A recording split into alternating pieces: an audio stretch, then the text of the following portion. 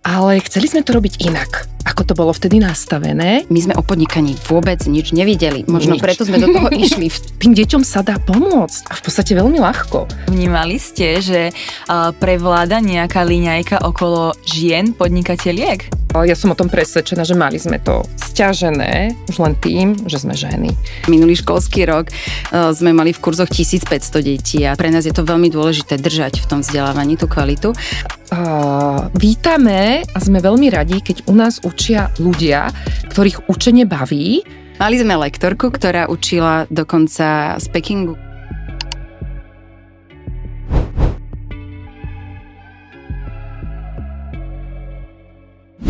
Rovno začnem názvom. Nazvali sme si ho, že Nelínajkuj. A chcela by som to hneď aj takto na úvod vysvetliť, prečo nelínajkuj.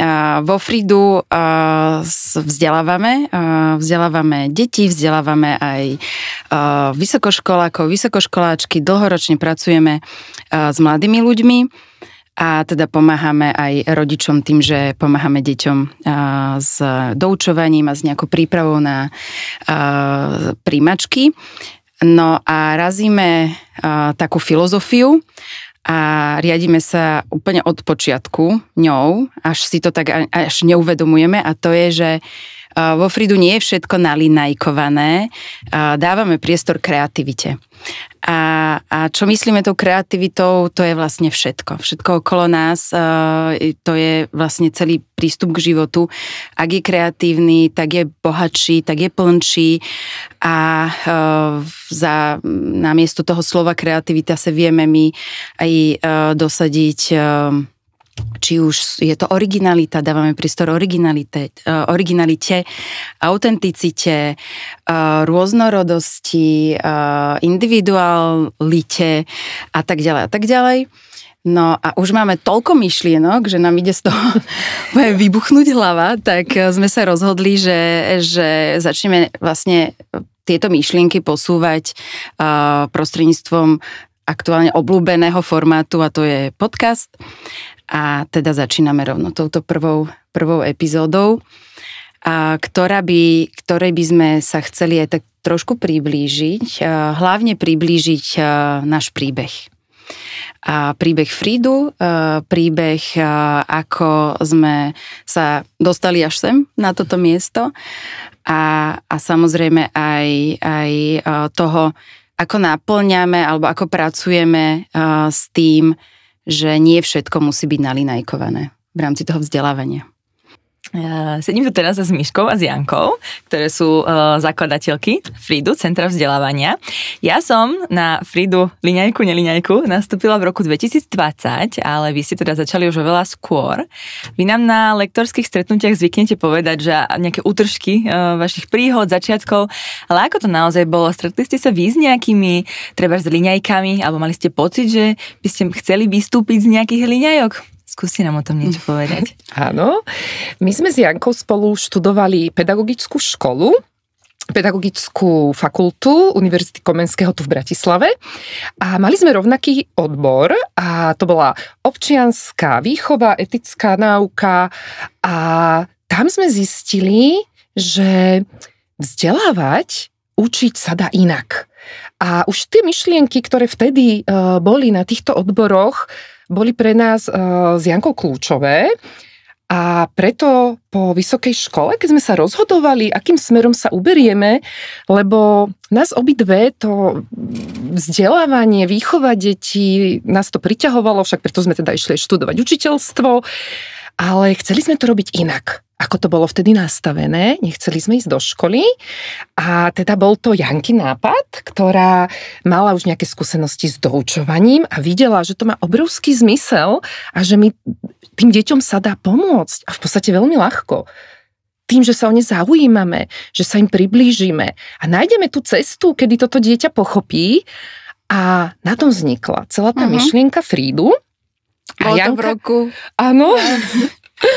A teda bola to najprv myšlienka Janky, ktorá ma potom neskôr teda prizvala, či by som teda tiež nešla robiť niečo takéto. A s úplným nadšením, samozrejme, ideme do toho. Sme do toho išli pred 19 rokmi. Nevedeli sme ešte, do čoho ideme, ale o tom by sme tiež skrátke teda povedali. Áno. Že aké boli možno také formálnejšie začiatky. Prečo vôbec sme mohli založiť vtedy ešte vzdelávacie centrum, teraz už centrum vzdelávania. Áno. Áno, bolo to v roku vlastne 2005, keď sme končili pedagogickú fakultu. Bolo to presne tak, jak si opísala, Miška, a v roku 2006 vo februári sme otvorili prvé naše kurzy. Bolo to v priestoroch na Bilikovej, tam sme získali priazeň jednej pani na miestnom úrade, ktorá nám ponúkla proste priestor, tak sme vlastne tam začali a získali sme, my sme o podnikaní vôbec nič nevideli. Možno preto sme do toho išli v tých časoch, kedy ešte nebola žiadna podpora startupov a pritom to startup nebolo absolútne žiadne nejaké ovzdušie na to, aby takto dve baby z pedagogickej si založili SROčku a začali vlastne takto podnikať. Takže našťastie sme okolo nás bolo dosť sympatizantov, hlavne sympatizantiek, ktoré nám pomohli vlastne našu predstavu nejako naplniť. Okrem toho to bola pani v Slovenskej záručnej a rozvojovej banke, kde sme ju vlastne oslovili týmto nápadom a získali sme úver. Tam to prešlo vlastne aj možno vďaka nej a hlavne aj vďaka napríklad biznis plánu, ktorý napísali vtedejšie naše kamarátky ako bakalárskú prácu na fakulte manažmentu. Čiže to bolo také akože celkom také začiatky na kolene, by sa dalo povedať, ale ten entuziasmus akože prebil všetko a teda sme začali. No, ako išiel čas a išli roky, my sme vošli do kopu slepých ulic, samozrejme, lebo tam to bolo asi možno aj nevyhnutné a v podstate časom sa to nejako nabalovalo, že ľudia začali sami pociťovať tú potrebu, rodičia začali viac a viac pociťovať potrebu toho doučovania. My sme začínali v dobe, kedy doučovanie ešte bolo vlastne na ňo poukazované, akože, že to je pre niekoho, kto je horší žiak. Ale my už do začiatku sme zrazu akože zistili, že my tu máme veľmi dobrých žiakov, ktorí chcú vedieť viac, ktorí tiež možno chcú vedieť mimo tých linajok nejaké vedomosti, tak my sme im to vďaka individuálnemu prístupu vedeli ponúknuť a pomáhali sme im tým pádom zlepšovať sa aj v škole. No a potom asi okolo roku 2012 sme po 6 rokoch sa rozhodli, že skúsime aj rozšíriť náš priestor, tak sme išli do Petržalky na školu Hálova 16, terajšia veľmi úspešná elektrotechnická priemyslovka. Nejak sme cítili, že možno by sme vedeli byť aj ešte v ďalšom priestore, tak sme získali fajn priestor, no vtedy v rozbiehajúcej sa Novej Cvernovke. Bol to trošku taký iný priestor, opäť mimo linajok. Áno. A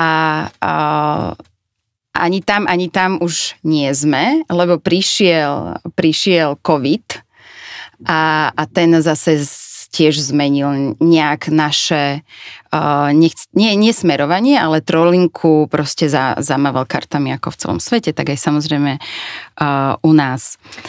K tomu sa ešte dostaneme. Áno. Ja som sa ešte chcela opýtať, stretli ste sa v tej dobe alebo vnímali ste, že prevláda nejaká liňajka okolo žien podnikateliek? Samozrejme, áno. Že to ešte žiaľ tak ma tak nápada, že doteraz tieto stereotypy, my sme si to nazvali linajky, ale tieto stereotypy stále prevládajú, stále sú. Možno aj to je dôvod, kedy nám to išlo tak trošku ako keby pozvolnejšie, celý ten vývoj. A za seba musím úprimne povedať, že mne sa úplne v tej dobe nechcelo ísť, jak sa hovorí, s kožou na trh.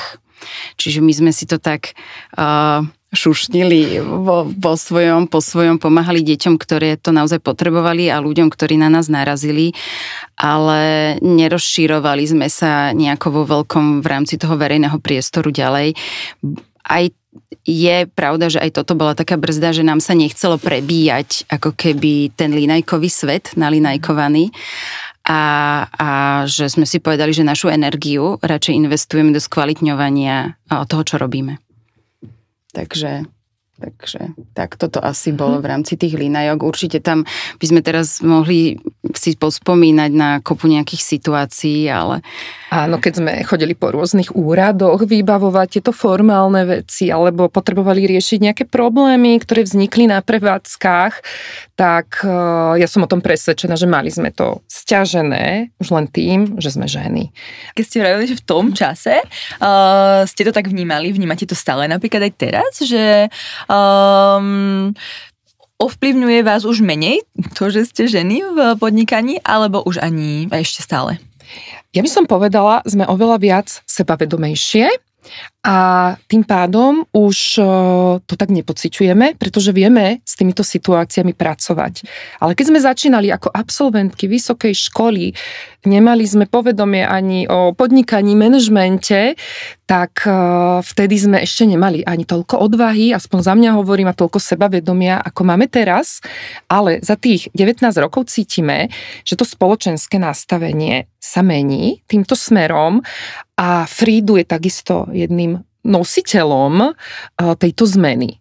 Pretože u nás, a to by som potom Janke nechala priestor, sme veľmi citlivé na rodovo citlivý jazyk napríklad a búranie týchto stereotypov. A úplne od začiatku je to naša filozofia, aby všade, kde môžeme, sme používali aj ten ženský rod a zahrňali tie ženy. Ja mám k tomuto takúto myšlienku. Ja som sa na strednej v rámci predmetu mojho právna nauka učila trošku o vlastne firmách a tak. A odvtedy si držím takú myšlienku, ktorá padla na jednej z hodín, že nezakladaj si SROčko so svojou kamoškou. A vy ste teda akože príkladom, že vlastne vám to funguje už dosť veľa rokov a ste kamošky. Ako ste sa s týmto popasovali? Mali ste možno aj niekedy akože nejaké ťažké obdobia? Ovplyvnil váš vzťah, vaše podnikanie, alebo vašu liňajku podnikania, neliňajku? Áno, ovplyvnil, ale stále čím ďalej, tým viac k lepšiemu. A to som chcela povedať, že ovplyvnil, ale tie spoločné roky tej práce a toho, čo sme dokázali a hlavne to, že my máme s Jankou rovnaké hodnoty. My máme rovnaké hodnoty, jednoducho ľudské, pracovné, osobné, že veľmi, veľmi sa tam stretáme a napriek tomu sme obidve odlišné, lebo Janka teda ešte doplním, že vyštudovala matematiku a čiže taký exaktnejší smer a ja som k tej občianke mala pedagogiku a psychológiu, takže ja humanitný smer a aj vďaka tomu sa perfektne doplňame. A že aj tie rôzne oblasti Freedu máme tak pokryté, že každej tam sedí niečo iné. A my máme tak silný vzťah, by som to povedala, už na toľkých úrovniach, že nám to vyhovuje a nám to sadlo. A ono to už rôzne krízy to aj overili, tento vzťah. A aj napríklad to, že obidve sme medzi časom sa stali aj matkami, čiže sme aj na nejaké obdobie vypadli z toho pracovného procesu, ale sme sa vždy nejako vedeli potiahnuť, zastúpiť. Nikdy sme si nejakým spôsobom nebodaj nevyčítali neprítomnosť tej druhej v tej firme, lebo však samozrejme išlo nejaké životné okolnosti a toto napríklad tiež veľmi vnímame a dbáme na to aj tak celkovo teraz, aj smerom na ten tím, lebo máme naozaj veľa v tíme žien matiek s malými deťmi a vieme ako keby byť ešte bližšie k tomu svetu, aj vďaka tomu, že to je aj náš svet. A toto je tiež niečo, čo upevňuje vlastne ten náš vzťah s Míškou a možno aj teda s inými. Čiže ešte aj toto sa medzi tým udialo.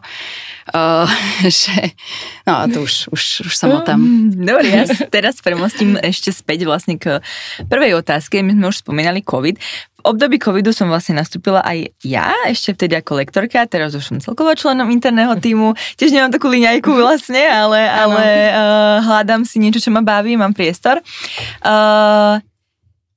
Ako ovplyvnil COVID vás zmenil neliňajku Frídu, alebo v čom bol kľúčový pre vás COVID? Ono tá doba, keď si na to spomeniem, tak to bolo samozrejme, že zo dňa na deň pre všetkých, pre celý svet, netýkalo sa to vôbec len nás. A vzhľadom na našu prácu to bolo o tom, že my sme mali ten školský rok 2019-2020 v kurzoch 600 detí, ktoré sa pripravovali u nás na prijímačky. A boli na vtedy, tuším, 3 alebo 4 pobočkách po Bratislave.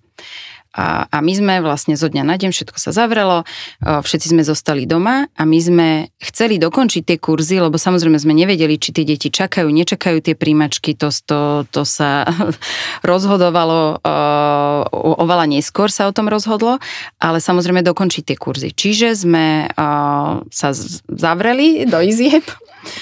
Naše deti sa, aspoň teda ja za seba, som veľmi vďačná, že môj partner prevzal aj túto starostlivosť, keďže ja som musela začať vlastne makať na tom, ako dostať vlastne tie deti do online, kedy dovtedy nikto nemal žiadnu skúsenosť pomaly s doučovaním online. My sme sa pohrávali s touto myšlienkou pred covidom, ale sme si povedali, že neexist, že by rodičia niečo takéto vôbec prijali, že by niekto o to mal záujem, však nebude sa 10-ročné, 11-ročné dieťa učiť online, hej, že to nie je možné. No, ale muselo sa to udiať, takže sa to udialo a vtedy aj zistili veľa rodičov, že práve, že ako to je efektívne, takýto spôsob učenia. Kope ľuďom to odvtedy vyhovuje, aj deťom, aj rodičom, aj lektorkám. O tom ešte môžeme trošku niečo povedať, ako nám to otvorilo svet v podstate našich služieb a naše ponuky. Ale ten prechod bol taký dosť divoký a podarilo sa to. Tiež to považujem za kvázi krízu, ktorou sme prešli aj vďaka nejakým už nastaveným procesom vo Frídu relatívne hladko, lebo sa nám to podarilo uchopiť a odvtedy je online ako keby takou našou ďalšou pobočkou celou, že tam máme ročne akože stovky detí stále. Keď už aj nemusia, už máme samozrejme normálne otvorené pobočky, ale tak či tak stále radi využívajú toto online vzdelávanie. Miška, kľudne doplň, keď ťa niečo k tomu to napadne, čo sa týka toho covidu. Super si to zhrnula. Ja by som potom možno k tým lektorkám, že ako to vplyvnilo teda covid aj napríklad nábor lektoriek, prácu lektoriek, takže ja by som to mohla doplniť. Alebo možno samotné učenie. K tomuto ja už ja som teda nastúpila ako absolventka, alebo teda vtedy v tom čase študentka medzinárodných vzťahov, čiže prakticky nič úplne spoločné s učením, ani som v podstate nemala nejakú myšlienku alebo ambíciu niekedy sa do toho dostať, ale potom ma to tak akože prišlo mi to ako zmysluplná práca, učiť slovenčinu, matematiku popri škole. V mojom prípade teda môže to pôsobiť, ako keby vo Frídu mohol vlastne učiť hocikto. Je to naozaj tak, alebo aká je táto filozofia v tomto? Áno.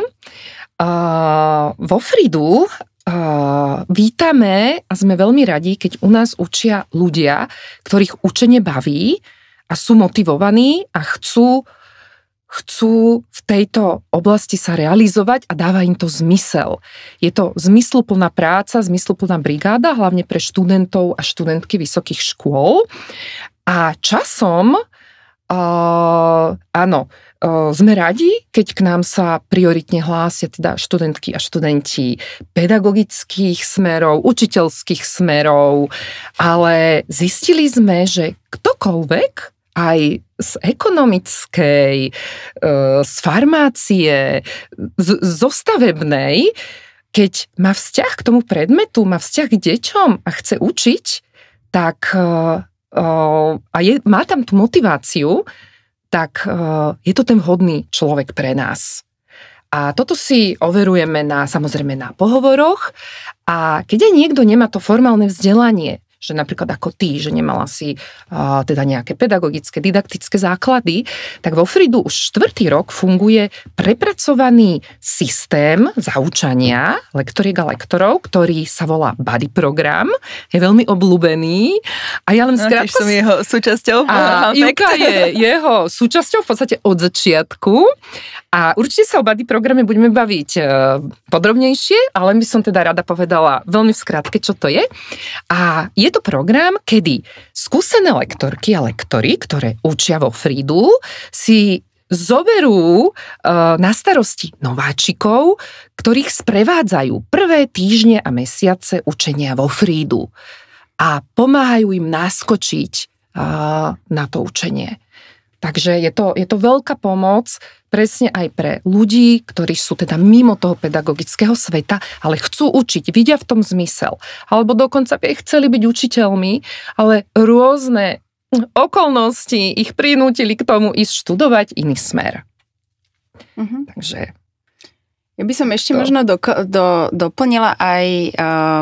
opäť ten spomínaný online svet vzdelávania, ktorý sa teda tak rozšíril počas obdobia covidu a aj po. A to nám dalo veľké možnosti zamestnávať ľudí, ktorí nie sú priamo v Bratislave. A už 4 alebo 5 rokov teda spolupracujeme s vynikajúcimi lektorkami a lektormi, ktorých sme nikdy nevideli naživo. Videli, ale cez kameru. Videli sme ich online. A sú v rôznych častiach Slovenska, študujú na fakultách, alebo teda školách vysokých v Košiciach, v Žiline, v Prešove a v rôznych iných mestách. Dokonca ani nie len na Slovensku. Máme lektorku, dokonca Edinburgh, myslím. Áno, ktorá učí z Londýna. Napríklad. Mali sme lektorku, ktorá učila dokonca z Pekingu, keďže tam bola vtedy lokalizovaná a chcela učiť slovenčinu, aj sme sa dokonca nejakým spôsobom naladili na ten časový posun. Áno. Takže ten online nám otvoril toľko možností, ako rozšíriť ten vzdelávací svet aj ale v podstate do tej osobnej roviny, do toho, že ono to nie je také neosobné, že teraz my vytvárame proste nejaké len aplikácie, ktoré učia tie deti, ale vlastne my spájame ľudí, ktorí chcú vzdelávať, ale nie sú zrovna v Bratislave, nemajú túto možnosť, a s deťmi, ktoré tiež sú po celom Slovensku a potrebujú vlastne pomôcť s učením. Takže nie len, že môže u nás učiť ktokoľvek, ale aj skadekoľvek. Skadekoľvek, odkiaľkoľvek, áno. Ja som počas covidu raz učila z Popradského múzea, takže... Ty si tam mala brigádu tiež. Áno, a zrovna to bol nejaký sobotný kurz a tak to vyšlo, tak, ale kvalitu to neovplyvnilo. Takže áno, ten online...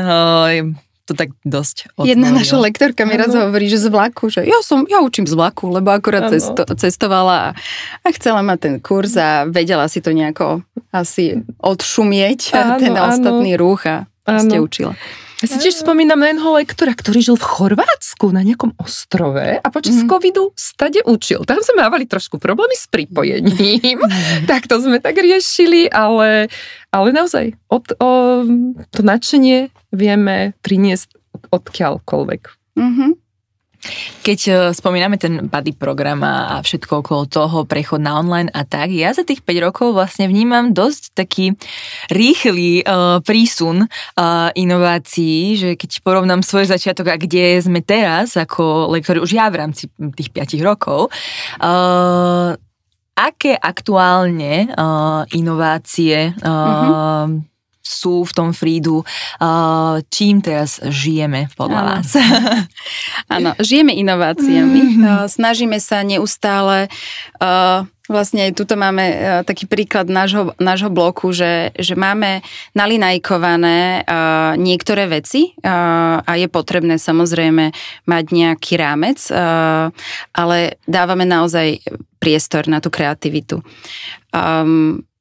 Deje sa to je u nás úplne poprepletané v každom smere.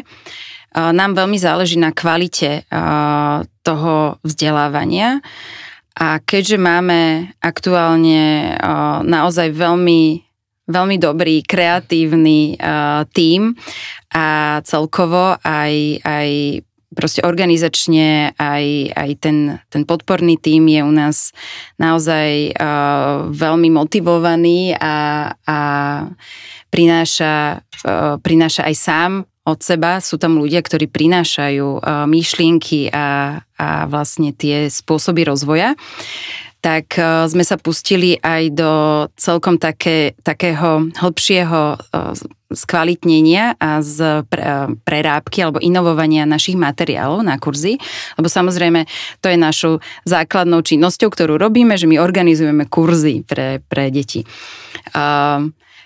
Ešte možno dodám, že ako Ivka, keď sme začínali, tak bolo tých 600 detí, ktoré prechádzali na online a teraz vie, že minulý školský rok sme mali v kurzoch 1500 detí a to sme nakoniec fyzicky na 2 pobočkách a vlastne kde vieme okolo nejak polovica z tých detí je u nás akože fyzicky a druhá polovica je na online. Takže áno, že ešte dokonca aj čo sa týka počtov alebo z toho vyplývajúcich dát a z tých všetkých interakcií, tak aj to sa zväčšilo, však lektorov je cez 120 už. 130 aktuálne aktívnych. No, začal nám ďalší školský rok, ktorý ešte neskončil, čiže konečné číslo nemáme, ale bude minimálne také ako minulý školský rok. Čiže to je už veľa ľudí, to je už veľa takých vlastne interakcií a toho, čo držať a tú kvalitu. Pre nás je to veľmi dôležité držať v tom vzdelávaní tú kvalitu a preto sme dali priestor na renováciu tých materiálov, z ktorých sme učili doteraz a chopil sa toho jeden náš veľmi šikovný lektor, Lukáš, ktorý u nás učí tiež dlhé roky a z posledného pol roka si to zobral tak nejak pod seba. Vznikli úžasné materiály, tvrdím si povedať, že jedinečné, vzhľadom na to, že sme použili a používame pri tvorbe týchto materiálov už aj AI, zázračné slovíčko AI, takže tým sa výrazne zatraktívnila pre deti, výrazne zatraktívnil ten obsah toho, kde napríklad okrem toho, že sme tie osnovy nejako ešte viac štrukturovali, čiže dali sme tomu linajku, ale to vnútro je už tak mimo linajky, že ešte som ja nevidela napríklad príklady typu inde ako u nás, kde sa zakomponovali medzipredmetové oblasti, ako nie len taká možno už štandard, že finančná gramotnosť, politický systém, ekológia, v rámci nejakých aj takých tých soft skillových tém, ako je psychológia, sebahodnota detí. Teraz sú to veľké témy. Možno, Ivka, môžeš ma kľudne doplniť, lebo ty si bola tiež pri tvorbe týchto materiálov, takže vieš ešte možno nejak vnútorne, hlavne by si mi mohla pomôcť možno s príkladom toho, kde zlomky už nevysvetľujeme na tom, že si tu delíme pizzu na 1 polovicu a 1/8 a kto koľko dostal, ale napríklad je... Tak napríklad je tam, toto zrovna je v téme finančná gramotnosť, ale skôr asi tá myšlienka vlastne je, že aby tí deti už nerátali možno vždycky obsah domčeka, nejakého strechy, alebo koľko vody je v bazéne, ale nech rátajú nejaký objem odpadu vytvoreného z oblečenia a takto. Čiže takýmto štýlom vlastne prepájame, štatistiky robia na volebných prieskumoch. Všetko je to robené samozrejme tak nejak akože neutrálne, ale teda, aby deti vlastne videli to prepojenie s tým reálnym životom. Reálnym svetom. Presne tak. Áno. Presne tak. A vlastne za nás to je veľká inovácia, a ktorú by sme aj chceli priniesť tie myšlienky myšlienky bez linajky tiež sem, čiže určite sa tomu budeme podrobnejšie venovať aj v ďalších dieloch nášho podcastu a prinesieme aj nejaké konkrétnejšie ukážky. Sama som z toho veľmi nadšená, keď si to čítam, ako nám tá AI pomohla naozaj tie témy, ktoré sú aktuálne v rámci napríklad témy v rámci nejakého toho dizajnu miest.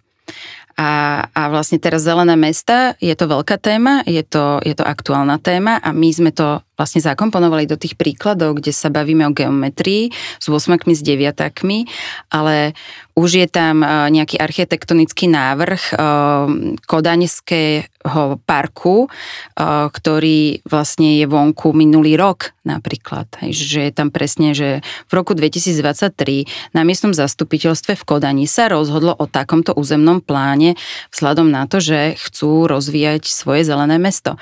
A na tomto deti proste riešia geometriu.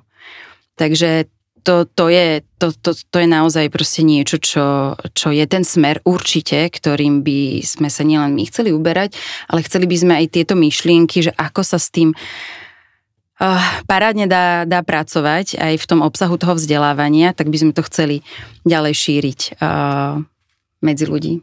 My sa o inovatívnom vzdelávaní a aj o našich celkovo materiáloch, ako sa dá presne tie matematika, treba slovenčina, aj angličtina napríklad, alebo celkovo vzdelávanie prepojiť s tým reálnym svetom, ešte budeme rozprávať. A to už je taká namotávka trošku na ďalšiu epizódu. Spoiler. Ale my sme si celkovo vlastne v tejto epizódke v podstate zhrnuli témy, ktorými my žijeme a ktoré majú tendenciu byť naliňajkované, ale nie vždy musia byť naliňajkované. A teda tomu by sme sa potom ďalej chceli venovať vlastne aj v našom podcaste. Možno zasiať to semienko, že nie vždycky presne proste musí byť všetko podľa liňajok. Možno by som to ešte úplne že doplnila... Že vlastne chceme a budeme prinášať a zdieľať myšlienky, ktoré nemusia mať linajky. Tak. Áno, presne. Áno. V našom podcaste nelinajkuj. V našom podcaste nelinajkuj. Dobre. Paráda. Tak asi hotovo. Asi hotovo.